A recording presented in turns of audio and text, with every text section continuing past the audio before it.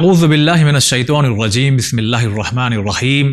तमाम तारीफ़ें उस परवरदिगार आलम के लिए हैं जो आलमीन का पालने वाला है। दुरूद सलाम हो मोहम्मद व आले मोहम्मद अलैहिमुस्सलातु वस्सलाम पर। अज़ीज़ नाज़रीन, सलामुन अलैकुम। आप सभी का इस्तकबाल करते हैं प्रोग्राम मसाइल ज़िंदगी में। आप ही के भेजे हुए सवालों के जवाबात इस प्रोग्राम के ज़रिए आप तक पहुँचाए जाते हैं। आज आपके भेजे हुए सवालों के जवाबात देने के लिए हमारे साथ स्टूडियो में मौजूद हैं हुज्जतुल इस्लाम वल मुस्लिमीन आली जनाब मौलाना सैयद ज़ीशान हैदर ज़ैदी साहब। आइए मुलाकात करवाते हैं और सवालों का फिर सफ़र आप तक पहुँचाएँगे। अस्सलामुन अलैकुम। अलैकुम अस्सलाम व रहमतुल्लाह। शुरू करें जी बिस्मिल्लाह। जी, पहला सवाल। सलाम अलैकुम मौलाना और जावेद अंकल, मुझसे आपसे एक सवाल करना है कि हमारे जो पुराने कुरान शरीफ हो जाते हैं और हम उसे दरिया में दफन कर सकते या कुएं में दफन कर सकते या किसी पाक जगह में इसको दफना सकते। खुदा हाफिज। अगर घर में जो कुरान अरबी और भी बहुत सी किताबें होती हैं, अगर वो पुरानी हो जाए, फट जाए, बोसीदा हो जाए, तो उसे कुएं में, दरिया में या कोई पाक जगह दफन कर सकते हैं? देखिए, दरिया में तो नहीं डालना चाहिए, बह के जाता है, वो हो सकता है किनारे कहीं जाए तो बेहुरमती हो। बेहतर तरीका उसका ये है किसी पाक जगह उसको दफना दे। जी, अगला सवाल। अस्सलाम वालेकुम मौलाना साहब, जावेद भाई, मैं कुबरा बेगम बेंगलुरु से बोल रही हूँ। मेरे 3 सवाल हैं मौलाना साहब। मेरा पहला सवाल ये है कि जो हम इमाम ज़माना का सदका निकालते हैं हर महीना, क्या उसको हम नॉन सैयद को दे सकते हैं या फिर विन चैनल को भेज सकते हैं? और दूसरा सवाल ये है कि जो तस्बीह रहती है, प्लास्टिक की तस्बीह जिस पे अरबी लिखा हुआ रहता है, मसलन अल्लाह का नाम, मोहम्मद का नाम, तो उसको क्या हम बगैर वजू के छू सकते हैं? और मेरा तीसरा सवाल ये है कि जो हम कुरान हदिया लेके पढ़ते हैं तो उनके जो मरहूम के नाम वो देते हैं पढ़ने के लिए, बख्शने के लिए, तो उसके अलावा हम लोग अपने मरहूम के नाम ले सकते हैं क्या? जैसे हमारे माँ बाप के हदिया लेके जो कुरान पढ़ रहे हैं उसका। प्लीज मौलाना साहब मेरे को इसके जवाब दे दीजिए। खुदा हाफिज। अगर ये कुबरा बेगम 3 सवाल है, एक करके हम पूछते हैं कि जो ये सदका डेली इमाम ज़माना अलैहिस्सलाम का निकालती हैं, ये नॉन सैयद को, गैर सैयद को दे सकती हैं या विन में भेज सकते हैं? जी बिल्कुल, ये आप किसी को दे सकते हैं। इमाम की सलामती का जो सदका है वो आप किसी को भी दे सकते हैं। दूसरा सवाल ये है कि तस्बीह जो प्लास्टिक की है, अगर उस पर आइम्मा के नाम अरबी में ला इलाहा अल्लाह रसूल कुछ लिखा है तो बगैर वजू के छू सकते हैं? जी, आइम्मा के नाम या परवरदिगार के नाम या उसकी सिफतें कोई लिखी हुई है और उसकी सिफत और ज़ात एक ही है, तो कोई भी नाम इस तरह का लिखा हुआ है तो उसको बगैर वजू के नहीं छू सकते। जी। तीसरा ये है कि इन्होंने जो है कुरान पढ़ना है हदिये पे, कि हम कुरान पढ़ेंगे तो आप हमें कुछ हदिया देंगे, तो हमने मुकम्मल किया, तो क्या आपके मरहूमीन के अलावा हम अपने भी मरहूमीन के नाम उसमें ले सकते हैं? ये जो हदिया लिया है आपने उजरत पे जो कुरान पढ़ रहे हैं, वो तो जिसने उजरत दी है वो उसका ही इख्तियार है। आपने जो तलावत कर रहे हैं उसकी उजरत आपने ले ली है। अगर आपको अपने मरहूमीन को हदिया करना है तो उससे इजाज़त लेना पड़ेगी। अगर वो इजाज़त नहीं देता है तो नहीं कर सकते, अगर वो इजाज़त देता है तो कर सकते हैं। No problem. जी, अगला सवाल। अस्सलामुअलैकुम, ये बिना दुपट्टे के हम दुरूद पाक पढ़ सकते हैं, इसी तरह से कुरान पाक की तिलावत कर सकते हैं? जी अल्लाह हाफिज़। अगर सवाल ये है कि बगैर दुपट्टे के दुरूद पाक या कुरान शरीफ वगैरह की तिलावत कर सकते हैं? देखिए, आप किस कैफियत में हैं, कहाँ हैं। ये मोहतरम नाम होते हैं हमारे यहाँ, समझते हैं कि जब जैसे ये नाम आते हैं तो जैसे अजान होती है मसलन तो सर ढाक लिया जाता है वो सुनने में। इसी तरह से कोई इस तरह के नाम लेने में तो पर्दा किया जाता है। खुदा की बारगाह में खड़े होते हैं नमाज के लिए तो पर्दा किया होता है। बेहतर ये है कि आप पूरे पर्दे में हो, तब ये इन नामों का एहतरामन जो है ऐसा करें, वरना शरन कोई ऐसी बात नहीं। अगर आप चाहें तो पढ़ें तो पढ़ सकते हैं, लेकिन पढ़ सकते हैं अलग है, पढ़ना चाहिए कि नहीं चाहिए वो अलग है। पढ़ना चाहिए तो दुपट्टा सर पे होना चाहिए, बाकायदा एहतराम के साथ पढ़ना चाहिए। लेकिन अगर आप कोई मजबूरी है ये ऐसा नहीं कर सकते तो आप पढ़ सकते हैं, नो प्रॉब्लम। जी, अगला सवाल। अस्सलाम वालेकुम मौलाना साहब, मैं उत्तर प्रदेश से बोल रही हूँ। हमारा सवाल ये है कि मैं एक शादीशुदा हूँ और हमारे शौहर जो है ना हमारा खर्चा संभालते हैं, ना हमको खर्चा, हमारे बच्चे का खर्चा देते हैं, और ना हमें तलाक दे रहे हैं वो, और ना मुझे लेने आते हैं। तो ऐसे हालात में हम क्या करें? आप हमारा मसला हल कीजिए कि ऐसे हालात में हम क्या करें। या आपको अगर कोई ऐसे यूपी में, उत्तर प्रदेश में ऐसे कोई हाकिम शरअ है जहाँ पे जाके हम इसके बारे में इस मसले का हल निकालें, तो प्लीज़ हमें बता दीजिए کہ ایسے حالات میں ہم کیا کریں. خدا حافظ. اگلا سوال یو پی سے ہے. خاتون کا کہنا یہ ہے کہ شوہر جو ہے نا اب ہمارا خرچ دیتا ہے، نہ بچوں کا خرچ دیتا ہے، نہ ملاقات کرنے آتا ہے، نہ ہی طلاق دے رہا ہے.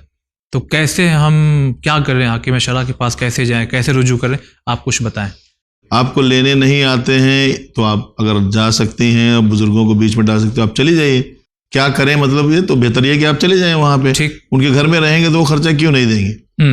اور اگر آپ کو کوئی اور مسئلہ ہے، ایسا کوئی شرعی کوئی ایسی چیز ہے کہ جس کی وجہ سے آپ جا نہیں سکتی، تو پھر خرچہ مطلب جو ہے آپ کے بچوں کا تو اس کے اوپر واجب ہے، وہ تو دینا چاہیے، اس کو ہر صورت میں دینا چاہیے.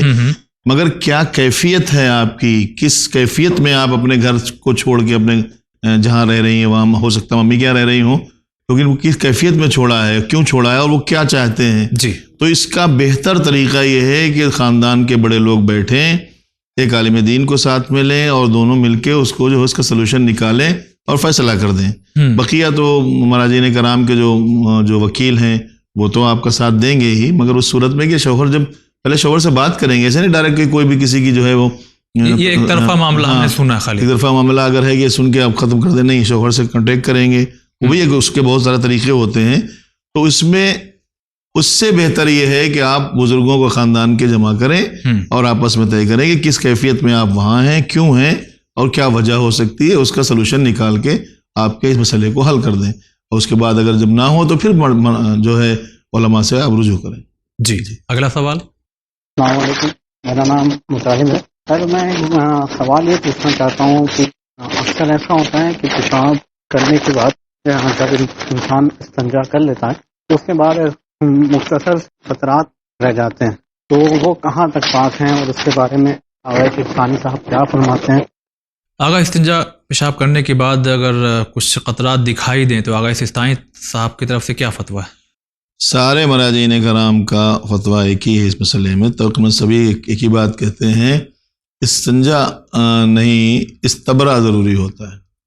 استنجا میں ایک چیز پائی جاتی ہے جس کا نام ہے استبرا. جی. استبرا کرنا ضروری ہوتا ہے. جب انسان جو ہے استنجا کرتا ہے تو اس وقت استبرا ضروری ہوتا ہے. استبرا کے بعد اگر انسان نے استبرا ٹھیک سے کیا ہے جو اس کو پتہ ہونا چاہیے، اگر نہیں معلوم ہے تو لوکل کسی عالم دین سے پوچھیں جو وہاں ہے کہ استبرا کسے کہتے ہیں. استبرا کے بعد اگر کوئی قطرہ آ جاتا ہے تو وہ پاک ہے. ٹھیک. اس کو ودی کہتے ہیں، وہ پاک ہے. اور چونکہ ودی، وضی، مزی، اس کو جو ہے ان تینوں میں سے ایک قطرہ ہوتا ہے، ایک وضی ہے، ایک ودی ہے، ایک مزی ہے. یہ تینوں قطرے پاک ہیں. جو پیشاب کے بعد خارج ہوتا ہے استبرے کے بعد وہ پاک ہوتا ہے قطرہ جو اگر محسوس ہو رہا ہے، لیکن استبرا کیا ہو تو، اور اگر استبرا کے بغیر ایسا ہو رہا ہے تو اس کے اوپر پیشاب ہی کا اطلاق ہوگا، وہ نجس ہے. نجس ہے. جی. اگلا سوال.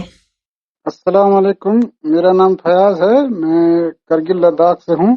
یہ مغرب اور عشاء کی نماز کے دوران اگر بیچ میں کوئی کام پڑتا ہے تو کیا اس سے نماز ٹوٹ جاتی ہے؟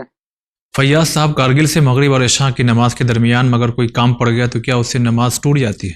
کون سی نماز کے درمیان؟ مطلب نماز پڑھتے ہوئے کام پڑ گیا، یا ایک نماز ہو گئی اس کے دوسری درمیان؟ ان کا مقصد یہ ہے کہ مغرب پڑھ لی ہے، عشاء پڑھنے سے پہلے کوئی درمیان میں کام آ گیا تو ہم کام کے لیے چلے گئے. اگر ایسا ہے تو وہ نماز جو آپ پڑھ چکے ہیں مکمل ہو چکی ہے. جی. وہ ٹوٹے گی نہیں. اگلی نماز جب آپ کام سے فرصت ہو تو پڑھ لیں. لیکن اگر نماز پڑھتے ہوئے چھوڑ کے چلے گئے تو نماز واقعی ٹوٹ جائے گی. جی جی جی. اگلا سوال. السلام علیکم، میرا نام محمد اختر ہے، میں پاکستان پنجاب سے بات کر رہا ہوں. میرا سوال یہ ہے کہ جو انسان میت کو غسل دیتا ہے وہ تو صاف ظاہر میت کو ٹچ کرنے سے وہ نجس ہو جاتا ہے، اس کا بدن، اس کا لباس. لیکن دوسرا انسان ہے جو وہ غسل دیکھ رہا ہے، یا مثلا مولانا صاحب ہیں جو اپنی رہنمائی میں غسل کروا رہے ہیں، تو میت کو غسل دیتے دوران جو چھینٹے میت کے جسم سے اڑ کے پانی کے وہ دیکھنے والے کے کپڑوں پہ چلے جائیں گے، تو کیا اس دیکھنے والے کے کپڑے نجس ہو جائیں گے یا نجس نہیں ہوں گے؟ اس بارے میں کیا حکم ہے؟ میرا سوال یہی ہے. یعنی کہ اگر کسی میت کو غسل دیا جا رہا ہے تو اس کے چھینٹے اگر کسی کے کپڑے پر پڑ رہے ہیں جو میت سے تھوڑا فاصلے پہ پڑا ہے، تو کیا ان چھینٹوں سے اس شخص کا لباس نجس ہوگا یا نہیں ہوگا؟ یہ محمد اختر صاحب پاکستان سے، ان کا سوال یہ ہے کہ جیسے یہ میت کو غسل دیا جا رہا ہے تو ایک صاحب تو غسل دے رہے ہیں، اور بھی 2-3 لوگ ہوتے ہیں پانی دینے والے یا کفن یعنی جو کپڑے وغیرہ آگے لے، تو میت کو غسل دیتے وقت اس میت کے بدن سے اڑ کے جو چھینٹ جو لوگ کھڑے ہیں پاس میں ان پر اگر پڑ جائے تو کیا حکم ہے؟ کہ جب میت ٹھنڈی ہو جاتی، بدن ٹھنڈا ہو جانے کے بعد وہ نجس ہو جاتا ہے، جب تک اس کو تینوں غسل مکمل نہ ہو جائیں جی اس کے غسل میت کے سلسلے سے، آب صدر، آب کافور اور آب خالص کے، اس وقت وہ بدن پاک نہیں ہوتا، ٹھیک، چونکہ وہ خود ہی بدن نجس ہے، تو نجس جگہ سے اڑی ہوئی چھیٹ بھی نجس ہوتی ہے۔ اچھا، جب وہ غسل پورا ہو جائے گا، غسل مکمل ہو جائے گا، تب اس کے بعد جو ہے اس کے اوپر سے آئی ہوئی چھیٹ پاک ہوگی، لیکن اس سے پہلے غسل وہ پورا ہونے سے پہلے اگر چھیٹیں آئی ہیں تو وہ نجس ہے۔ آخر میں انہوں نے یہ بھی اشارہ دیا کہ اگر خالی کپڑے تک رہ جائے ہاں تو کپڑا ہی نجس ہے نا، تو صرف کپڑا چینج ہوگا۔ ہاں جہاں پہ چھیٹ پڑے گی وہی نجس ہے، اگر بدن پہ پڑی تو بدن نجس ہے، بدن دھو لے، لیکن اگر کپڑے پہ پڑی ہے تو کپڑا نجس ہے۔ دھو لے یا ہمارے اوپر بھی غسل میت، غسل مس میت تو چھونے پہ واجب ہوتا ہے، غسل مس میت چھونے پہ واجب ہوتا ہے۔ اچھا، چھیٹے پڑ جانے سے غسل مس میت واجب نہیں ہوتا، جی، اپنا غسل نہیں، کپڑے کا غسل واجب ہوتا ہے۔ ٹھیک، بہت شکریہ۔ اگلا سوال۔ میں امروہہ سے بول رہی ہوں، میرے بھائی ہیں، ان کا نام اسلام ہے، تو ہم کہیں پر بھی ان کا رشتہ لے کر جاتے ہیں، منع ہو جاتی ہے، کبھی لڑکی والوں کی طرف سے، کبھی ہماری طرف سے، تو اس لیے میں اپنے بھائی کے رشتے کے بارے میں کچھ پوچھنا چاہتی ہوں، پڑھنے کے بارے میں بتا دیجیے کیا بات ہے، کیوں نہیں ہوتا ہے۔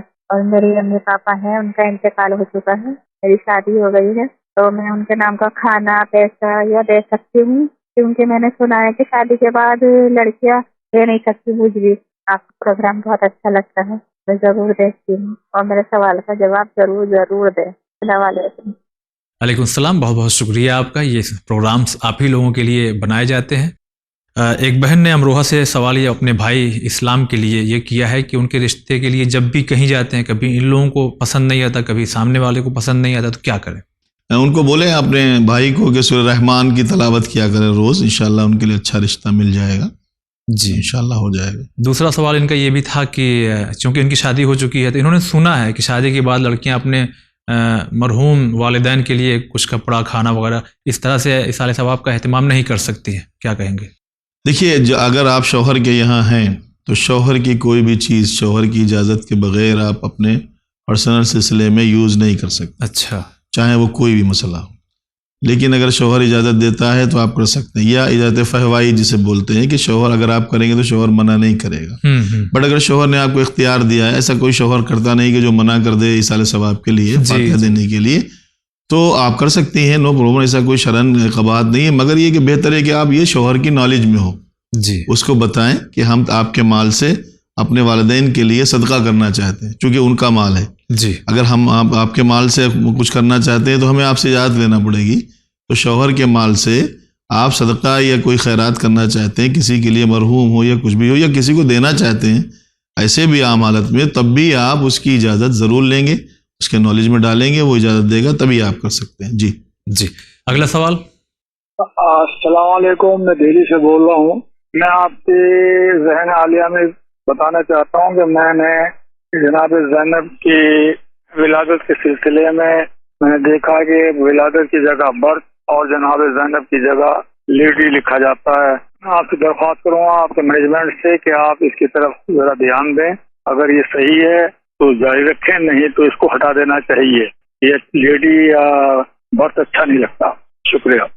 جی، ہم آپ کا تہہ دل سے شکریہ ادا کرتے ہیں کہ آپ نے اس طرف متوجہ ہمیں کروایا، لیکن آپ سے ہم یہ گزارش کریں گے کہ آپ نے محسوس کیا ہوگا چینل ون پر اور بھی دیگر لینگویج میں پروگرامز چلتے ہیں، گجراتی میں ہے، اسلام ان بانگلہ ہے، اسی طرح انگلش میں بھی چلتے ہیں۔ تو جب عام لینگویج میں اردو میں ہم پروگرام کو نشر کرتے ہیں تو اس میں ہم وہی چیز لکھتے ہیں جو بولتے ہیں، اسی طرح جیسے اسلام ان بانگلہ ہے، تو جب بانگلہ میں ہے تو پھر ہم لوگ کوشش کرتے ہیں کہ چونکہ اس کے دیکھنے والے پروگرام کو اس لینگویج سے واقف ہیں، لہٰذا وہی لینگویج ہم لوگ لکھتے بھی ہیں تاکہ سن بھی لیں اور لکھا ہوا دیکھ کر کے وہ سمجھ بھی لیں۔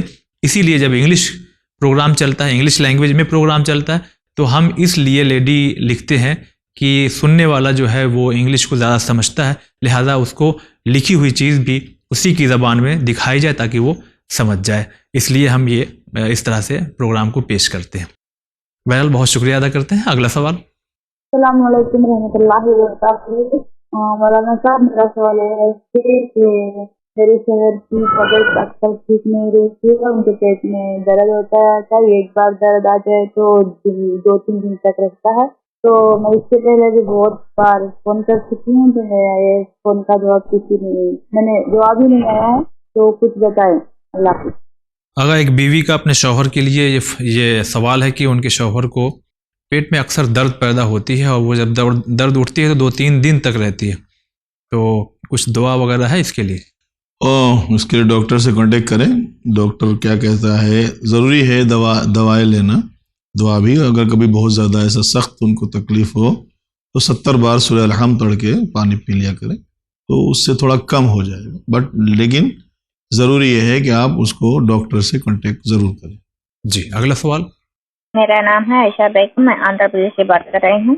میرے شادی کے پہلے ہی میرے ہیلتھ کے بارے میں معلوم ہو کر شادی قبول کرے اور 5 مہینے کے بعد میرے پیٹ میں بچے کو مار ڈالے، اور اب مجھ سے کھلا لینا چاہتے ہیں۔ میں ایک یتیم عورت ہوں اور مجھے کیا کرنا چاہیے؟ کوئی دعا ہے تو بولو۔ اگر آندھرا پردیش سے عائشہ بیگم، ان کا یہ کہنا ہے کہ شادی سے پہلے ہی سسرال یعنی جہاں شادی ہونے والی تھی ان کو یہ بتا دیا گیا کہ میرا کیا مرض ہے۔ اب شادی کے بعد ان کا یہ کہنا ہے کہ 5 مہینے کا بچہ بھی تھا جسے یعنی ایبارشن کے ذریعے ختم کروا دیا گیا، اب سسرال والے خلا لینے کے لیے یعنی اس پہ پریشر ڈال رہے ہیں، اب انہیں کیا کرنا چاہیے؟ کچھ دعا وغیرہ، یعنی سننے میں لگ رہا ہے کہ یہ چاہتے ہیں کہ معاملہ پیچ اپ رہے۔ نہیں، اصل میں افسوس کی بات ہے، اور آپ کی بات سن کے بہت افسوس ہوا کہ ایسا بھی ہوتا ہے۔ بہرحال یہ تو ایک سلسلہ ہے کہ جو تقریباً اکثر جگہ پہ سننے کو آتا ہے، لیکن یہ چیز نہیں ہونا چاہیے، یہ ظلم ہے۔ جی، یہ اگر آپ کو پتہ ہے کہ ایسا ہے، پتہ پہلے سے ہے جیسا کہ آپ نے بتایا، تو اگر کوئی مرض ہے تو ایسا نہیں کہ وہ مرض کے کوئی علاج نہیں ہو سکتا، علاج کرائیں اس کا۔ جی، اور دوسرا جو حرکت کی ہے وہ اس سے بھی زیادہ مذموم ترین حرکت ہے۔ اس کے لیے آپ جو ہے باقاعدہ گنہگار بھی ہیں، اگر کسی نے یہ کیا ہے تو اس کو قاتل میں شمار کیا جاتا ہے، اس کے اوپر دیت واجب ہوتی ہے۔ ایسا کرنے سے دیت ہے، شریعت نے اس کو جو ہے پنش کیا ہے، دیت دینا اس کے اوپر واجب ہوتا ہے، یہ نہیں کرنا چاہیے۔ جی، آگے جو ہے آپ جو ہے تیسری ایک غلطی اور کر رہے ہیں، وہ یہ کہ آپ اس کو چھوڑ کے اس کو خلا لے کے زبردستی کر رہے ہیں، یہ چیز نہیں ہونا چاہیے، ایسا اور بھی زیادہ غلط ہے۔ تو بہتر یہ ہے کہ آپ خدا سے ڈریں اور اللہ کا خوف جو ہے دل میں رکھتے ہوئے دعا کریں، علاج کرائیں، اور ہو سکتا ہے پروردگار عالم اس کو آپ کے لیے بہتری بنائے اور اچھا زندگی گزارنے کا موقع دے۔ تو یہ ایسا نہیں کرنا چاہیے۔ اور بیوی کو جنہوں نے پوچھا ہے ان کو چاہیے کہ خدا سے دعا کریں، نماز پڑھیں، 2 رکعت نماز حاجت، اور پروردگار سے دعا کریں کہ یہ ہمارے مسئلے حل ہو جائیں۔ پھر میں کہوں گا کہ ان مسائل میں جب کبھی ایسے مسئلے ہوتے ہیں تو درمیان میں بزرگوں کو ڈالنا چاہیے، کہ جن بزرگوں کا کام یہ ہے کہ وہ ان مسائل کو دیکھیں، تجربے کار ہوتے ہیں، اور ان مسائل کو دیکھنے کے بعد صحیح فیصلہ کریں، اور پھر اس کے بعد اگر فیصلہ ان سے نہ ہو سکے تو کسی عالم دین سے کانٹیکٹ کریں۔ جی بہت شکریہ۔ اگلا سوال۔ بھیونڈی ڈسٹرکٹ تھانے مہاراشٹر۔ یہ اہل تفسیر کیا موجودہ قرآن کو مکمل قرآن نہیں مانتے؟ کیا ان کا یہ کہنا ہے کہ یہ 10 پارے جو ہے وہ کم ہے؟ اس میں برائے کرم اس کی وضاحت فرمائیں۔ اگر بھیونڈی مہاراشٹر سے یہ سوال ہے کہ کیا اہل تشیع یا حضرات کا یہ ماننا ہے کہ یہ قرآن جو ہمارے یہاں ہے وہ مکمل نہیں ہے، بلکہ 30 کی جگہ 40 پارے ہونا چاہیے؟ ٹھیک ہے، ہمارے یہاں تو پارے کا کوئی تصور ہی نہیں ہے کہ پارے ہونا چاہیے۔ قرآن جو 114 سورے آئے ہیں وہ 114 سورے مکمل ہیں۔ جی، اور تمام اہل تشیع اس بات پر یقین اور اعتقاد رکھتے ہیں کہ یہ قرآن وہی ہے جو پیغمبر اسلام لے کر آئے اور دے کر گئے اور چھوڑ کے گئے۔ انی تارکن فیکم الثقلین کتاب اللہ و اطرتی، ہم آپ کے درمیان میں 2 چیزیں چھوڑ رہے ہیں، کہ اللہ کی کتاب ایک میری اطرت ہے، تو یہ وہی کتاب ہے کہ جو چھوڑ کے گئے ہیں۔ اس کے بعد اس پہ جو ابھی گھروں میں رکھی ہوئی ہے، اگر کسی کو ایسا کوئی شک محسوس ہو رہا ہے تو مسجدیں کھلی ہوئی ہیں نا، تو مسجدوں میں دیکھیں جا کے شیعہ حضرات کے یہاں کوئی 40 پارے کا قرآن دکھتا ہے کیا؟ یہ ایک جو ہے ایک کنفیوژن کریٹ کیا گیا اور مسلسل چلتا چلا آ رہا ہے بہت پہلے۔ اور لوگ جو ہے یہ کسی کے سے دور رہیں یا الگ رہیں اور دیکھیں نہ اور ملے نہیں، تو کہتے 40 پارے قرآن۔ چونکہ کوئی چیز ایسی ہونا چاہیے کہ جس کی وجہ سے کوئی نفرتیں پیدا ہوں۔ اچھا، یہ نفرتیں نہیں ہونا چاہیے، چونکہ اب آج جو قرآن آپ کے ہاتھ میں ہے، آپ اس کی ہسٹری جب دیکھیں گے تو سچی بات یہ ہے کہ قرآن جو اس پہ اعراب لگے ہوئے ہیں، زبر، زیر، پیش، جو چیزیں لگی ہوئی ہیں دکھ رہی ہیں آپ کو، یہ مولا متقیان غالب علی کل غالب علی ابن ابی طالب علیہ الصلوۃ والسلام کی نگرانی میں ابو اسود دوئلی کے ذریعے سے لگائے گئے ہیں جی. اور مولا نے اس کو تصدیق کر کے دیا ہے. جس قرآن کو خود علی نے مکمل کر کے دے دیا ہے تو ہم لوگ کیسے کہیں گے اس میں 40 پارے تھے، 10 پارے نہیں ہیں جی. ہم خود جو ہے اس کے اوپر یقین رکھتے ہیں کہ یہ مکمل قرآن ہے، یہ وہی قرآن ہے کہ جو پیغمبر اسلام لائے تھے، اور مولا علی نے اس پہ اعراب لگوا کر ہماری اس تلاوت کی آسانیوں کو فراہم کر دیا. ہمارے یہاں نہیں ایسا کوئی عقیدہ ہے، اور جن کے جو کہتے ہیں ہو سکتا ہے ان کے پاس کوئی عقیدہ ہو. وہ سارے ایسے جو ہوائی باتیں ہیں کہ جو ہمارے نہیں پائی جاتی مگر کہی جاتی ہیں، یہ چیز غلط ہے. آپ اس کا تجربہ کر لیں، مسجدوں میں چلے جائیں، گھروں میں چلے جائیں، کسی اہل تشیع کے یہاں چلے جائیں کہ بھائی قدرہ قرآن اٹھا کے دے دینا جو گھر میں پڑھتے ہیں، دیکھ لیجئے اس میں کتنے پارے. بہت شکریہ. اگلا سوال. السلام علیکم ورحمۃ اللہ وبرکاتہ. میں کلکتہ سے محمد راشد بول رہا ہوں. ہمارا 2 کوشچن ہے. ایک یہ ہے کہ جو قیدی ہے، قیدیوں میں سے کوئی بھی ایک قیدی امامت کر سکتا ہے، اس کے پیچھے نماز کیا جائز ہوگی؟ اور جیل میں قید میں رہ کر کے نماز قصر ہے یا پوری نماز پڑھنا پڑے گا؟ یہ ایک کوشچن. دوسری کوشچن ہے کہ میری والدہ کے ساتھ ہم بچپن سے پیدا ہوئے، بڑا ہوئے، سب کچھ ہوئے، اس کے بعد ہماری شادی ہو جاتی ہے اور اللہ کا کرم ہوتا ہے، روزی روزگار میں برکت ہوتا ہے، تو ہم اپنا ایک فلائٹ لے لیتے ہیں. تو بیٹی کہتی کہ چلو فلائٹ پہ رہیں گے، اور ماں کہتی کہ نہیں میرے ساتھ رہو. تو اس میں ہم کو کیا کرنا چاہیے؟ دونوں کا حق پورا کرنا، ماں کا بھی بات ماننا ہے، بیوی کا بھی بات ماننا ہے. تو اس وقت میں کیا کروں؟ بیوی کے ساتھ رہوں یا ماں کے ساتھ رہوں؟ تاکہ ماں پرانے گھر چھوڑ نہیں سکتی ہے. مولا سوال ضرور دینا، اور تمام لوگ جو ہے اس بات کو سن کر کے اس پہ عمل کریں کہ ماں کا جو حق ہے وہ تو پہلا ہے، بیوی کا جو حق ہے وہ بھی دینا ہے. تو اس موضوع میں ہم کو کیا کرنا ہے؟ وعلیکم السلام ورحمۃ اللہ وبرکاتہ. اگر محمد راشد صاحب ان کے 3 سوال ایک ایک کر کے ہم آپ کی خدمت میں پیش کرتے ہیں. جیل میں جب جو قیدی ہوتے ہیں کوئی اس میں سے ایک نماز پڑھائے تو کیا جماعت میں ہم نماز پڑھ سکتے ہیں؟ یہ قیدی کس قسم کا قیدی ہے یہی مسئلہ ہے، اس کے اوپر کیا چارجز لگے ہوئے ہیں. اگر وہ چیز ثابت ہو گئی ہے وہ مجرم ہے، اور اگر قاتل ہے تو قاتل کے پیچھے نماز نہیں ہے. یہ ایک ایک اصولی سلسلہ ہے. قاتل کے پیچھے نماز نہیں ہو سکتی اور نہیں پڑھنا چاہیے. بہتر ہے کہ ان میں سے جو صاف ستھرا ہو، کوئی ایسا جرم جو ہے، حالانکہ پڑھنے والے بھی سب اسی کیٹیگری کے ہیں، مگر پھر بھی پیش امام کے لیے خاص طور سے ضروری ہے کہ وہ قاتل نہ ہو. تو اب اس صورت میں آپ ساتھ میں کھڑے ہو کر نماز پڑھیں، جماعت کا جو ہے کی نیت نہ کریں تو بہتر ہے. اچھا، فرادہ پڑھیں مگر جماعت کے ساتھ پڑھیں، ثواب جماعت مل جائے گا. اچھا، لیکن قاتل اگر ہے تو اس کے پیچھے نماز نہیں ہو سکتی. دوسرا سوال ان کا یہ ہے کہ اب جب قصر جیل میں ہے تو نماز قطر رہے گی یا پوری رہے گی؟ اچھا، جیل میں ہیں آپ کتنے دن کے لیے ہیں؟ کون سی جیل میں ہیں؟ شہر میں ہیں، شہر کے باہر ہیں؟ جیل میں نماز پوری ہی ہوتی. آپ جو ہے اس کی لمٹ نہیں پتہ ہے، 10 دن سے زیادہ کہیں اگر باہر بھی ہیں، 10 دن سے زیادہ اگر آپ جیل میں ہیں تو نماز ویسے بھی پوری ہو گئی اگر اپنے شہر سے باہر. اور یہ سفر جو ہے، اس سفر کو گنا نہیں جاتا. آپ کو جیل میں جو ہے رکھا گیا ہے نا، آپ کے اختیار میں نہیں ہے کب تک رہیں گے، تو آپ پوری نماز پڑھیں گے. جی. اور اگلا سوال ان کا یہ ہے، بلکہ ایک پرابلم ہے ان کی کہ ایک پرانا گھر ہے، اللہ نے پیسہ دیا تو ایک نیا فلیٹ لے لیا انہوں نے. تو ماں کا یہ کہنا کہ ہم یہیں رہیں گے پرانے گھر میں، زوجہ کا یہ کہنا کہ نہیں چلیے فلیٹ میں. انہوں نے یہ کہا ہے کہ ہم دونوں کا کہنا سننا چاہتے ہیں، ایسی حالت میں ہم کیا کریں؟ بٹ ماں کیوں رہنا چاہتی ہے وہاں اور زوجہ کیوں وہاں رہنا چاہتی ہے؟ دیکھیے، ہوتا یہ ہے کہ مینٹیننس آپ کی ذمہ داری ہوتی ہے. والدہ اپنا پرانا گھر چھوڑنا نہیں چاہتی. کیوں بھائی پرانا گھر نہیں؟ ہو سکتا ہے چھوٹا ہو، ہاں ہو سکتا ہے چھوٹا گھر ہے، جو بھی ہے وہ کیوں نہیں چھوڑنا چاہتی. تو ان کو بھی سمجھائیں کہ بھائی ابھی چلے کچھ دن وہاں رہیں، پھر اس کے بعد یہاں رہیں، ممی یہاں رہیں تو آپ وہاں رہیں. تو زوجہ چاہتی ہے کہ اور تھوڑا اچھا فلیٹ لیا ہے تو زندگی گزارنے کے لیے. زندگی میں جب اللہ نے آپ کو وسعتیں دی ہیں تو ان وسعتوں سے آپ فائدہ اٹھائیں، ایسا شریعت منع نہیں کرتے. جی، آپ کو خدا نے نعمت دی ہے تو نعمت کا شکریہ ادا کریں. شکریہ کے معنی کیا ہے؟ سجدے میں پڑھ سر رکھ کے نہیں لیٹے رہیں ہر وقت.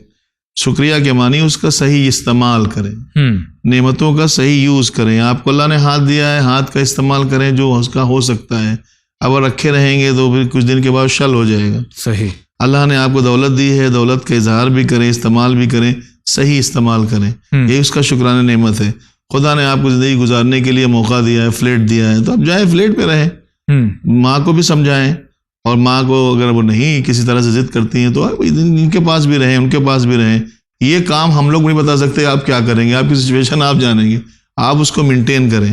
ہم یہ نہیں کہہ سکتے زوجہ کو چھوڑ کے ماں کے ساتھ رہیں، ماں کو چھوڑ کے زوجہ کے ساتھ رہیں، ایسا کچھ نہیں. دونوں کو آپ کو مینٹین کرنا ہے، بیلنس آپ کو بنانا ہے. کیا سچویشن ہے آپ جانیں. ایسا نہیں ہے کہ مطلب ماں نے کہہ دیا تو زوجہ کو چھوڑ دیا کسی بات پہ، کہ بیوی ہے، ماں کی وجہ سے بیوی کو چھوڑ دیا، ایسا نہیں، یا بیوی کی وجہ سے ماں کو چھوڑ دیا، دونوں نہیں ہو سکتے. یہ آپ کی ذمہ داری ہے کہ آپ اس کو کیسے مینیج کریں گے. جی آپ اس کو مینیج کیجئے.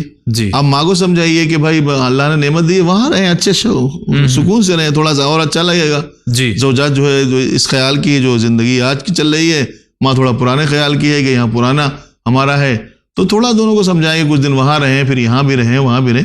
یہ آپ کی ذمہ داری ہے. یہ ہم آپ کو نہیں بتا سکتے کہ آپ ان کو چھوڑ دیجئے ان کی مانیے، یا ان کو چھوڑ کے ان کی مانیے. یہ ہم نہیں بتا سکتے. یہ ہماری سچویشن، آپ کی سچویشن کو ہم جانتے نہیں ہیں. آپ اپنی سچویشن کو خود ہینڈل کریں گے، کیسے کر سکتے. جی بہت شکریہ. اگلا سوال. السلام علیکم حضرت، میرا نام فرزانہ ہے حضرت. ہمیں ہمارا گاؤں کو چتور ڈسٹرکٹ کے بعد منگل پینتا ہے. یا اللہ، ہمیں دعا کر رہے ہیں، نماز پڑھ رہے ہیں، منزل پڑھ رہے ہیں، ہمیں تہجد کی نماز پڑھ رہے ہیں. ہماری ایمان کے لیے ہمیں بہت مشکل میں ہے حضرت.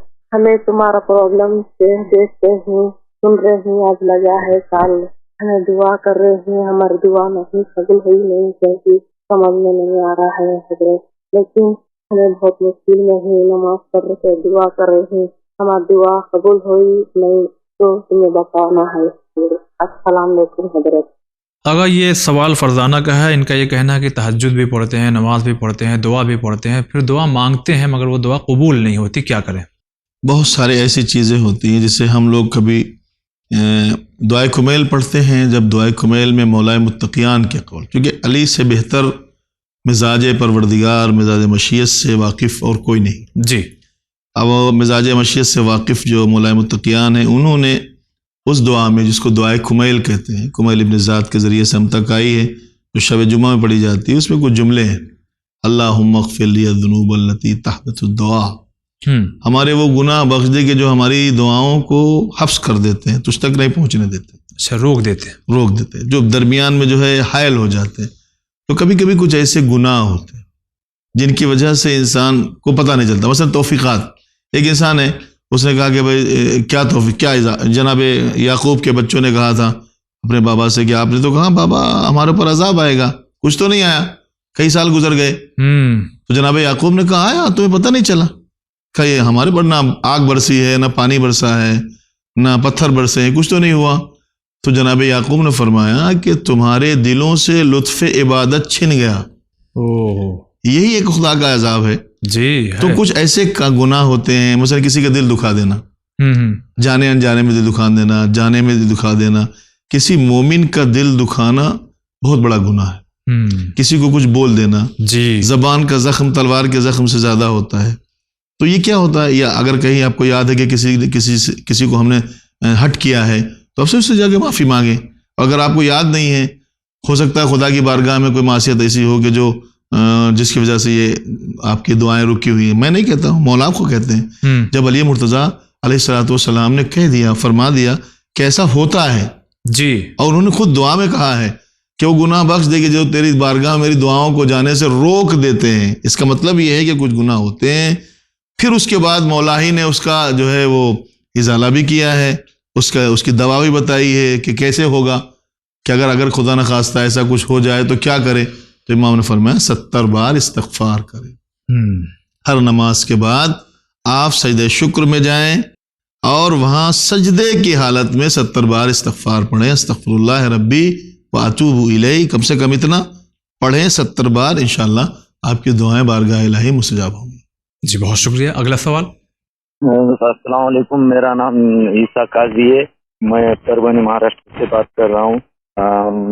مولانا صاحب، میری صرف اتنی گزارش ہے کہ یہ جو سنی، شیعہ، اہل حدیث، اہل بیت، یہ جو جتنے بھی ہے فرقے، ان میں ڈفرنس کیا ہے؟ یعنی کہ شیعہ اور سنی اور وہابی، اہل حدیث، ان میں ڈفرنس کیا ہے؟ دیو آپ جیسا ہندوستان میں دیوبندی بریلوی، یہ ان میں کا ڈفرنس جاننا چاہتا ہوں میں. شکریہ آپ کا. آگا مہاراشٹر سے عیسیٰ قاضی صاحب یہ پوچھ رہے ہیں کہ یہ شیعہ، سنی، دیوبندی، اہل حدیث، وہابی، اہل کتاب، یہ سب فرقے کیا فرق ہے؟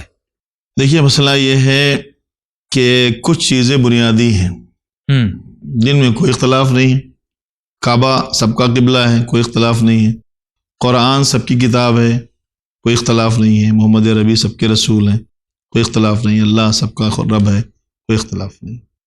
محمد عربی رسول ہیں سب کے، کب تک رسول ہیں؟ کوئی اختلاف نہیں ہے جب تک کہ ان کو ویسا مانا جائے جیسا خدا نے بھیجا ہے. جب ان کی ذات کے ماننے میں الگ الگ ہو گیا، کوئی کہتا ہے معصوم تھے، کوئی کہتا ہے غیر معصوم تھے، کوئی کہتا ہے پڑھے لکھے تھے، کوئی کہتا ہے غیر پڑھے لکھے تھے، سمجھے؟ کوئی کہتا ہے جو ہے ہم جیسے تھے، کوئی کہتا ہے مٹی کے تھے، کوئی کہتا ہے نوری تھے. تو اب اس میں 6 فرقے ہو گئے الگ الگ. صحیح. اور محمد رسول اللہ تو سبھی پڑھتے ہیں، بٹ سبھی لوگ الگ الگ اپنے اپنے حساب سے نظریے سے مانتے ہیں کہ محمد جو ہے ہمارے جیسے تھے، بالکل ہم جیسے. تو ایک الگ فرقہ ہو گیا. ہاں، ایک الگ فرقہ ہو گیا. تو انٹرپریٹیشن کا پرابلم ہو گیا.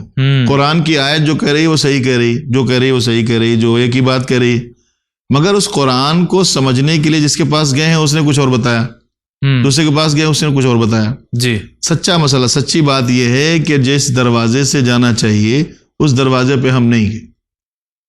اب اس سلسلے میں آپ پوچھیں گے کہ بھائی جس نے قرآن دیا ہے اس نے کوئی دروازہ بتایا کہ نہیں بتایا؟ جی اس نے خود ہی جاتے جاتے بتایا کہ ہم بتا کے جا رہے ہیں. قرآن ہے اور اہل بیت ہے. جی آپ قرآن کو سمجھنے کے لیے اہل بیت کے پاس جائیے. اہل بیت جو سمجھائیں گے وہ وہی ہوگا کہ جو میں سمجھا رہا ہوں، اور میں وہی سمجھا رہا ہوں جو جبرائیل نے دیا ہے. جبرائیل وہی لائے ہیں جو خداوند کریم نے بھیجا ہے. جی وہ امین ہے، میں امین ہوں، یہ امین ہے. آپ تک وہی پہنچائیں گے. لیکن ہم نے کیا کیا؟ انٹرپریٹیشن کرنے کے لیے ہم دوسرے کے پاس چلے گئے، اپنے اپنے فرقے بنانا شروع کر دیے. قرآن ایک بات کہتا ہے، سب مانتے ہیں قرآن کو کہ اللہ نے بھیجی ہے. قرآن اللہ کی کتاب ہے، سب مانتے ہیں جب تک عربی ہے. جہاں سے اس کا ترجمہ شروع ہوا اب قرآن بھی بدل گیا. یہ ان کا قرآن ہے، یہ ان کا قرآن ہے، یہ ان کا قرآن ہے، فلاں کا قرآن ہے. نہیں، اب آپ کو قرآن کو سمجھنے کے لیے وہی دروازہ اپنانا پڑے گا جس کو پیغمبر نے بتایا ہے. جی اب اس دروازے سے الگ ہوتے گئے، ویسے فرقے بنتے چلے گئے، سلسلہ الگ الگ ہوتا چلا گیا. تو اس لحاظ سے صرف جو ہے عقائد میں لوگوں نے جہاں جہاں اپنی مرضی ڈال دی ہے وہاں وہاں اختلافات پیدا ہو گئے. ٹھیک، بہت شکریہ. اگلا سوال. السلام علیکم، میں ثنا زہرا بول رہی ہوں. میرا سوال یہ ہے کہ باغ فدق کے بادشاہ کا کیا نام تھا اور کس ہجری میں حضور صلی اللہ علیہ وآلہ وسلم کو باغ فدق تحفے میں ملا تھا؟ خدا حافظ. اگر ثنا زہرا کا یہ سوال ہے کہ باغ فدق کن لوگوں کے انڈر میں تھا، یعنی انہوں نے کہا کہ کس بادشاہ یعنی کن لوگوں کے انڈر میں تھا اور کس ہجری میں یہ حضور صلی اللہ علیہ وآلہ وسلم کے قبضے میں آیا. یہ اصل میں یہودیوں کے سلسلے سے ہے کہ ان کی ایک اراضی تھی، ان کے الگ الگ قلعے تھے. قلعہ قموس جس کو پیغمبر نے فتح کیا تھا خیبر میں، اس کے علاوہ بھی تھے، وہ مسلسل جو ہے فتح ہوتے رہے. تو اس کی ایک اراضی تھی پوری جو ہے وہ ان کے قبضے میں تھی، جنہوں نے اپنے اس میں سے نصف اراضی پیغمبر اسلام کے حوالے کی تھی، جس کو فدق کہتے ہیں. جی وہ اس ایریا کا نام فدق تھا. اور یہ 7 ہجری کا واقعہ ہے اور عیسوی کے حساب سے 629 عیسوی تقریباً بنتا ہے. 629 629 عیسوی بنتا ہے. اس زمانے کا یہ واقعہ ہے اور یہ یہودیوں نے پیغمبر کے حوالے کیا تھا اور نبی نے اپنے جو ہے قرآن مجید کی آیہ کریمہ نازل ہونے کے بعد جس میں پروردگار نے فرمایا آتِ ذی القربیٰ حقہ کے پیغمبر نے یہ اپنی بیٹی جناب سیدہ زہرا سلام اللہ علیہ کو ہبہ کر دیا تھا. یہ ہے باغ فدق. جی اگلا سوال. میں لطافت فضا شہر منڈلا مدھیہ پردیش سے بول رہی ہوں. میرا سوال یہ ہے کہ ہمارے پڑھنے میں آیا ہے کہ جب انسان کا کوئی بچہ پیدائش ہوتی ہے تو شیطان کا بھی ایک بچے کی پیدائش ہوتی ہے، لیکن اگر کوئی بچہ پیدائش کے کچھ دیر بعد مر جائے تو وہ شیطان کا بچہ جو اس بچے کے ساتھ پیدا ہو چکا ہے، کیا وہ بھی مر جاتا ہے یا زندہ رہ کر دنیا میں فساد پھیلاتا ہے؟ وضاحت فرمائے. سلام، خدا حافظ. منڈالہ ایم پی سے لطافت فضا، ان کا سوال یہ ہے کہ انہوں نے یہ سنا ہے کہ جب کوئی انسان کا بچہ پیدا ہوتا ہے تو ایک شیطان کا بھی بچہ پیدا ہوتا ہے. اگر انسان کا بچہ پیدا ہونے کے کچھ دیر بعد مر جائے تو کیا شیطان کا بچہ بھی مر جاتا ہے یا وہ زندہ رہ کر کے لوگوں کو پریشان کرتا ہے؟ शैतान का बच्चा तो शैतान का ही बच्चा होता है ना। जी जी। तो उसके लिए तो मतलब असल में शैतान का बच्चा जो ये सिलसिला है, ये एक ताकत है कि जो खलाक आलम से उसने पहले से मुआहदा किया हुआ है, वक्त मालूम तक की उसको जो है ज़िंदगी दी गई है। तो जिस तरह से ज़िंदगी दी गई, तो वो शैतान का जो बच्चा है, जिसे हम कहते हैं बच्चा, तो भी शैतान ही है। शैतान वक्त मालूम तक ज़िंदा रहता है। अगरचे जो है ये फरमा रही हैं बच्ची कि वो बच्चा जो पैदा होने के बाद इंसान का बच्चा तो मर जाता है, लेकिन वो नहीं, वो चलते ही रहता है उसका सिलसिला, चूँकि वो शैतान का बच्चा है, वो कहाँ जाएगा जी, वो नहीं मरता। अच्छा अच्छा जी। अगला सवाल। मैं अलीगढ़ में रहती हूँ और नसीम जिया मेरा नाम है। इरफान साहब और मौलाना साहब को सलाम अलैकुम। मेरे कई सवाल हैं, अपनी जहमत का शुक्रिया अदा करती हूँ। पहला सवाल है कि क्या कुरान पाक के सूरे बगैर वज़ू के पढ़े जा सकते हैं? अच्छा, दूसरा सवाल है, क्योंकि मुझे आर्थिक का शदीद मर्ज है और मेरी उम्र भी हो गई है, दिल का मर्ज भी है, मैं बैठकर नमाज पढ़ती हूँ, ज़ियारत आशूरा और दीगर ज़ियारत भी पढ़ती हूँ, तो क्या कभी कभी बैठकर भी ज़ियारत पढ़ सकती हूँ? तीसरा सवाल ये है कि मैंने 4-5 साल पहले विन चैनल पर किसी आलिम से सुना था कि ज़ियारत आशूरा पढ़ने के बाद जो 100 मरतबा सलाम और 100 मरतबा लान पढ़ने को लिखा है, अगर टाइम न हो या जहमत हो तो एक बार पढ़कर कह दिया जाए कि 99 बार, तो क्या ये हो सकता है? जब से मैंने सुना था मैं ये कभी कभी 10 मरतबा भी पढ़ लेती हूँ, सिर्फ रोज़े आशिका 100 मरतबा पढ़ती हूँ। बस इसका बता दें, शुक्रिया सर। जी। अगला सवाल अलीगढ़ से है। पहला सवाल, 3 सवाल है। पहला सवाल उनका ये है, क्या बगैर वज़ू के कुरान पढ़ सकते हैं? जी जी, छू नहीं सकते, पढ़ सकते हैं। दूसरा सवाल ये है कि चूँकि ज़ईफ़ हो गई हैं और हड्डियों की बीमारी भी है, तो क्या बैठ कर के नमाज़ पढ़ना और बैठ कर के ज़ियारत पढ़ सकते हैं? जी पढ़ सकते हैं, बिल्कुल पढ़ सकते हैं। इन्होंने सुना है। तीसरा सवाल ये है कि 5 साल पहले विन टीवी से ही कि किसी आलिम दीन ने ये कहा कि ज़ियारत आशूरा में जो 100 बार लान 100 बार जो है वो सलाम पढ़ा गया है, तो अगर एक दफ़ा पढ़ के कहा जाए कि 99 दफ़ा, तो ये वही समझा जाएगा? जी बिल्कुल पढ़ सकते हैं, बल्कि उसमें हम एडिशन कर दें, 99 की जगह बोले बेशुमार कह दें आप। अच्छा, बेशुमार कर दें। 5 साल पहले 99 सुना था, आज से बेशुमार कह दीजिएगा, काफ़ी रहेगा। काफ़ी है जी। अगला सवाल। अस्सलाम वालेकुम मौलाना साहब जी, हमारे शोहर ना बहुत पीते रहते, जरा कोई अच्छा वजीफा बता दीजिए। अगर सवाल ये है कि शौहर जो है वो पीते हैं भाई शराब वगैरह, तो कोई वजीफा बताइए कि छूट जाए। कौन पढ़ेगा? वो तो पीते रहते हैं। और अब ऐसे शख्स को जो है क्या वजीफा पढ़ के सिखाएंगे, समझाएंगे? वो किसी डॉक्टर के पास ले जाएं, जो डॉक्टर जो शराब वगैरह छोड़ने के लिए दवा देते हैं, ऐसे करें, खुदा से दुआ करें, नमाज पढ़ के इंशाल्लाह होगा। वजीफा तो वो तो खुद तो पढ़ नहीं पाएंगे जी, वो होश में नहीं है, और आप उनको पढ़ के कुछ पूछ नहीं सकते क्योंकि वो होश में नहीं है। तो इसलिए बेहतर ये है कि आप जो है उस एरिया में कोई डॉक्टर वगैरह हों जहाँ ये होता है, उसको छुड़ाएं, उनको समझाएं और उनके पास ले जाएं इंशाल्लाह जी। अगला सवाल। मैं सैयद ज़मीर अहमद, शहर मंडला, मध्य प्रदेश से बोल रहा हूँ। मेरा सवाल ये है कि हम तो हुक्म है कि भाई आप वज़ू करने के बाद सर का और पैर का मस करें, तो कई लोग बड़े अचरज से पूछते हैं भाई ये क्या है। कि मुझे ये जानना है, तो मुझे बताने की मेहरबानी करें कि इससे साइंटिफिक क्या फायदा है, क्या नुकसान है, और ऐसा हमारे यहाँ क्यों किया जाता है, इसकी वजाहत करें तफसील के साथ, जिससे लोगों को जो डाउट है कि ये ऐसा करते तो उसको क्लियर किया जा सके। भाई इससे साइंटिफिक ये फायदा है, इस्लामिक फायदा ये है, सामाजिक फायदा ये है, तो ज़्यादा बेहतर है इसका जवाब तफसील से देने की मेहरबानी करें। खुदा। आगा ज़मीर अहमद मंडाला MP से इनका सवाल ये है कि वज़ू में जो सर का मसा और पैर का मसा है, क्या फ़ायदा है, और ख़ासकर इन्होंने कहा है कि साइंटिफिकली क्या इसका फ़ायदा है, अगर ये बताएं तो जो दूसरे लोग कहते हैं कि ये लोग ऐसा क्यों करते हैं वैसा क्यों करते हैं, तो उनको एक मालूमात हो जाए। बहुत सारे लोग बहुत कुछ करते हैं, हर एक का एतराज़ तो हम नहीं उसका जवाब दे सकते, चूँकि ये मसला ऐसा है। कुछ चीज़ें ऐसी हैं जो शार मुक़द्दस ने मख्फ़ी रखी हैं और हुक्म दिया है, तो उन पे हम अमल करते हैं। ठीक। नमाज के लिए हम शुक्रान अब्दियत समझ के अल्लाह को सजदा करते हैं। अगर हमने नमाज पढ़ने के लिए ये नियत कर ली कि इसका कुछ हमें फ़ायदा है, कि हम इस फ़ायदे के लिए नमाज पढ़ते हैं, तो फिर उसके लिए मौला फरमाते हैं वो इबादत किसकी हुई, वो इबादत ग़ुलामों की इबादत। یہ وہ تاجروں کی عبادت ہوئی جو تجارت کے لیے کچھ فائدہ کچھ ملے گا. صحیح. یہ ہم نے کسی کو جو ہے کوئی اپنی ایسی پرابلم ہے کہ جس کی وجہ سے ہم پھنسے ہوئے ہیں تو ہمیں سجدہ کرنا ہے، یہ غلاموں کی عبادت ہے. جی. تو یہ ایک عبادت ہے کہ جو آزاد لوگوں کی عبادت ہے. تو ہم یہ سوچ کے کہ خدا لائق سجدہ ہے اس لیے ہم سجدہ کرتے ہیں. تو بہت ساری چیزیں ایسی ہیں کہ جن میں ہم فوائد کو دیکھے بغیر حکم شارع پہ عمل کرتے ہیں. صحیح. شارع مقدس نے جو حکم دیا ہے، قرآن نے جو حکم دیا ہے وہ ہم کرتے ہیں. قرآن نے کہا فامسحوا برؤوسکم وارجلکم الی الکعبین، اپنے سر کا مسح کرو، اپنے پیر کا مسح کرو، ٹخنوں تک ہم کرتے ہیں. اور اس کی تاریخی حیثیت سے اگر آپ دیکھیں گے جناب آدم کے زمانے میں کہ انہوں نے پیروں سے چل کے اس درخت کے پاس گئے تھے تو اس لیے وہ وہاں تک وہ مسئلہ ہے، سر پہ ہاتھ رکھا تھا، تو وہ ایک الگ سلسلہ ہے.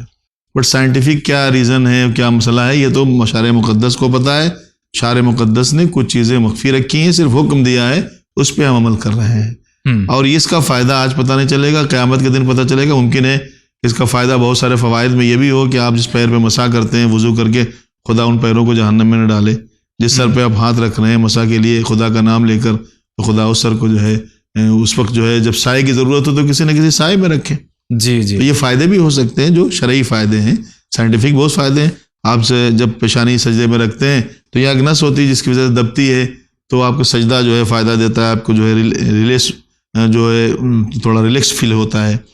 ایسے ہی سر پہ ہاتھ پھیرنے سے ممکن ہے کہ وہ تری جاتی ہے، تو کچھ سائنٹیفک ریزن ہوگا، میں اس سلسلے میں نہیں جانتا کہ سائنس کیا کہتی ہے. لیکن شارع مقدس کا حکم ہے، قرآن نے فرمایا ہے، اس لیے ہم صرف خوشنودی الہی کے لیے کرتے ہیں. جی بہت شکریہ. اگلا سوال. السلام علیکم. میرے دادا کی طرف سے سید ضمیر احمد مہلا کی طرف سے ایک سوال ہے. میرا سوال یہ ہے کہ قصبہ ابواب کے کتوں کو اس بات کا علم کیسے ہوا کہ یہ وہی قافلہ ہے جس پر ان کتوں کو بھونکنے کا حکم دیا گیا تھا؟ ویسے تو کئی قافلے وہاں سے گزرے ہیں، کتوں نے ان پر نہیں بھونکا تھا. وضاحت کرنے کی مہربانی کریں. دوسرا سوال یہ ہے کہ اس واقعے میں جھوٹی گواہی دینے والوں کے نام بتائیں. اور تیسرا سوال یہ ہے کہ کتے کتنے دنوں تک بھونکتے رہے؟ شکریہ. خدا حافظ. یہ جو سوال ہے اشارہ ہے اس جنگ کی طرف کہ جو جمل سے مولا علی سے لڑ کر کے جو واپس قافلہ آ رہا تھا تو حواب کے کتے وہ بھونکے، تو ان کتوں کو کیسے معلوم کہ یہ وہی قافلہ ہے جو حضرت علی سے جنگ کر کے آ رہا ہے؟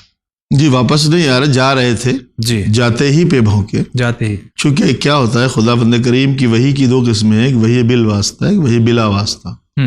ایک بالواسطہ فرشتہ آتا ہے، یہ خدا بند کریم کسی کے ذریعے سے اس کو خواب کے ذریعے سے وحی پہنچاتا جیسے انبیاء کے پاس ہوتا تھا. ایک ہوتی بلا واسطہ. بلا واسطہ وہی جیسے جانوروں کا حساس ہونا، ان کی چھٹی جیسے اس کو سکس سینس کہتے ہیں، اس کو ڈیولپ کرتا ہے پروردگار کچھ چیزوں میں. جیسے اس خاص طور سے کتے کے لیے استعمال ہوتا ہے نا، کتا جو ہے سونگ کے پتہ لگا دیتا ہے کہ یہاں پہ اس میں یہ چیز ہے، اس کے اندر ایک حص جو پائی جاتی ہے وہ حص زیادہ ہوتی ہے. خدا بند کریم نے اس کے اندر یہ چیز ڈالی ہوئی ہے. گھوڑا ہے، یہ جانوروں میں کچھ حصے ہیں جو پروردگار عالم نے ان کو زیادہ ڈالا ہوا ہے، تو وہ اس سے محسوس کرتے ہیں. کتا گھر میں پلا ہوا ہے، مالک آئے گا کسی بھی حالت میں آئے گا، مالک کو پہچان لے گا اور اس کے پاس جا کے پہنچ جائے گا. وہ اگر چھپا ہوا بھی ہوگا تبھی وہ پہنچ جائے گا، چونکہ یہ اس کی ایک حص ہے جو خدا بند کریم نے اسے ایک خاص سی صفت دی ہوئی ہے. جی اگر کوئی اجنبی آئے گا تو سیدھا ہو جائے گا وہ، اور اس کو یہ بھی پتہ چل جاتا ہے کہ یہ آدمی جو آیا ہے کس نظریے سے آیا ہے. تو ویسا ہی ان کتوں کو بھی پروردگار عالم کی طرف سے ایک حص ملی ہوئی تھی، اور جو پیغمبر نے پہلے ہی جو ہے یہ کہا تھا کہ ایک زمانہ ایسا آئے گا کہ جو ہماری ایک زوجہ ہوں گی ان کے اوپر حباب کے کتے بھونکیں گے، تو وہ سمجھ جائیں کہ اس وقت وہ جو ہے باطل پہ ہوں گی اور جس کے مقابل میں جا رہی ہے وہ حق پہ ہوگا. تو یہ حباب کے کتوں کو یہ اللہ کی طرف سے ایک حص دی ہوئی تھی جنہوں نے جو پہچان لیا کہ بھئی یہ وہی لوگ ہیں کہ جو جن کو پیغمبر اسلام بتا کے گئے. جی اس لیے وہ بھونکے تھے، اور وہ 3 دن تک بھونکتے رہے. 3 دن تک بعض روایتیں کہتی جب تک وہ قافلہ سامنے رہا تب تک بھونکتے رہے. یہ دوسرا سوال تھا ان کا کہ کتنے دن تک بھونکے. وہ 2-3 دن تک کا سلسلہ ہے، لیکن یہ کم سے کم اتنا تو ہے کہ جب تک وہ گزرتے رہے وہ بھونکتے رہے. جی اگلا سوال.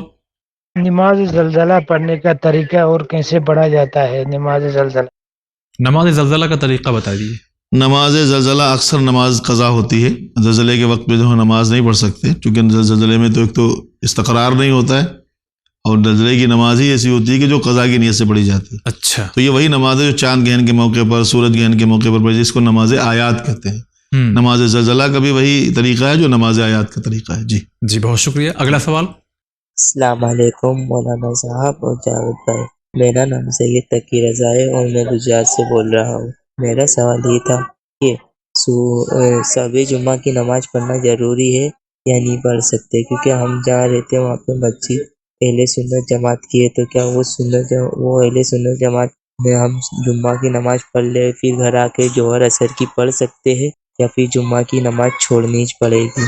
اس کا جلد سے جلد جواب عطا فرمائے. خدا حافظ.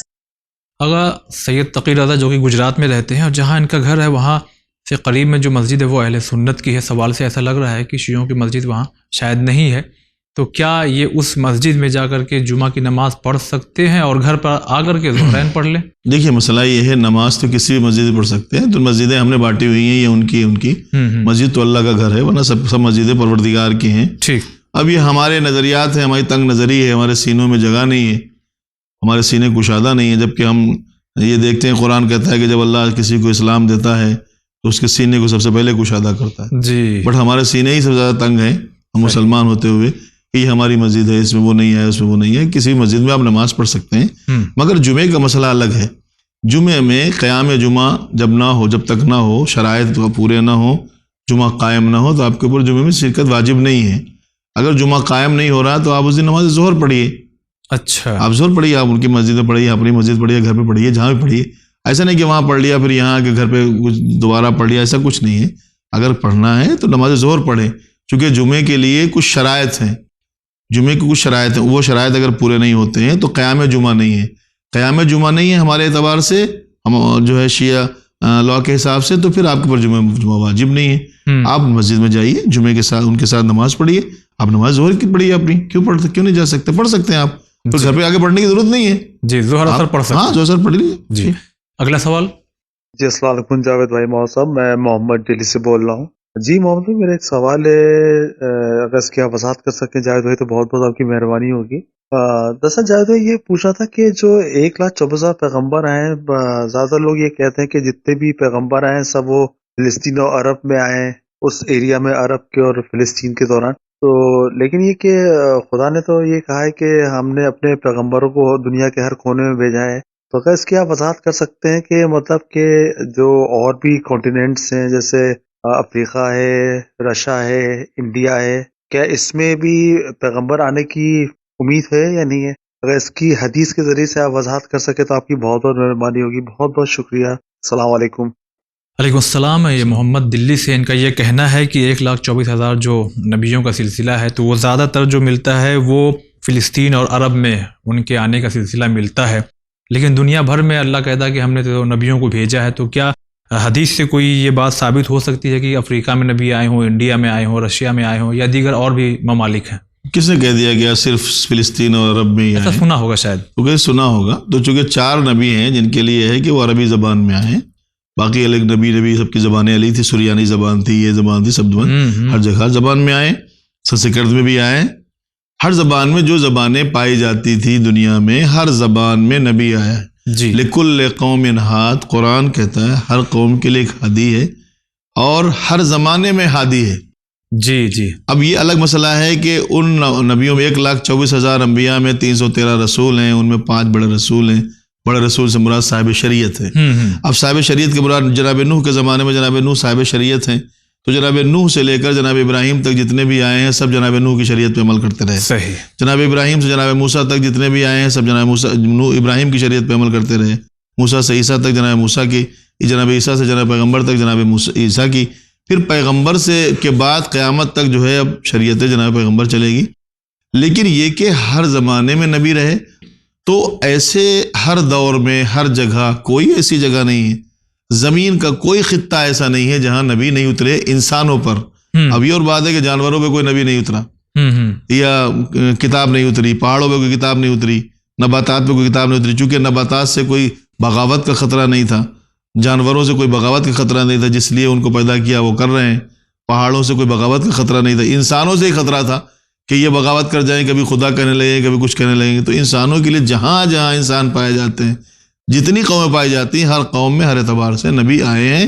یہ قرآن کا دعویٰ ہے کہ ہم نے ہر قوم کے لیے ہادی بھیجا ہے. جی بہت شکریہ. اگلا سوال. سلام عرفان عباس صاحب اور مولانا آپ پر بھی سلام ہو. میرا سوال یہ ہے کہ جھوٹ بولنا گناہ ہے، ٹھیک ہے؟ تو اگر ہم نے کسی سے وعدہ کیا ہو کہ یہ بات نہیں بتائیں گے، تو اگر اس میں ہم نے اگر جھوٹ بولا تو اس کا کیا گناہ ہوگا؟ اور اسلام میں کون کون سے جانوروں کو پالنا حلال ہے اور حرام ہے؟ اگر سوال یہ ہے کہ جھوٹ بولنا کہہ رہے ہیں کہ گناہ ہے، اور اگر جھوٹ بول دیا انہوں نے، کسی وعدہ کر کے وعدہ خلافی کیا، جھوٹ بول دیا، تو کیا؟ دیکھیے سب سے پہلے تو استغفار کرے، اس کے بعد جس کے لیے آپ کے جھوٹ سے جس کو نقصان پہنچا ہے آپ اسے معافی مانگیں. چونکہ جس سے آپ نے وعدہ کیا ہے یہ بندے کا حق آپ نے جو ہے پامال کیا ہے، تو بندے کے حقوق کو اگر پامال کر رہے ہیں تو خدا بند کریم کہتا ہے بندے سے پہلے معافی مانگیں کہ آپ نے اس کو نقصان پہنچایا. دوسرا یہ کہ آپ توبہ کریں، کیونکہ استغفار کے علاوہ اس کا کوئی راستہ نہیں ہے.